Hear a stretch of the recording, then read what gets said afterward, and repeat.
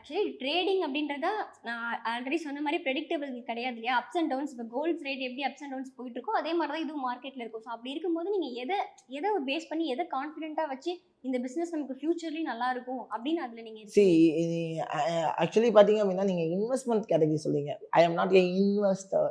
நான் இன்வெஸ்ட்மென்ட் கேட்டகரியிலே இல்ல, இல்ல. போகல. ஆக்சுவலி நீங்க ஒரு ட்ரேடரா இருந்தாலுமே நான் அத ட்ரேடர் ட்ரேட் பண்ணி அப்படிங்கிறப்போ, தானே நீங்க நான் என்ன சொன்னேன்ல, பண்றீங்க. எனக்கு 10 ட்ரேட் எடுத்து 5 ட்ரேட் லாஸே ஆனாலும், அடுத்த 5 ட்ரேட்ல நான் ப்ராஃபிட் பண்ணிடுவேன். அதுதான் எப்படி உங்களால கன்ஃபார்மா சொல்ல முடியும்னு நான் கேட்கிறேன்.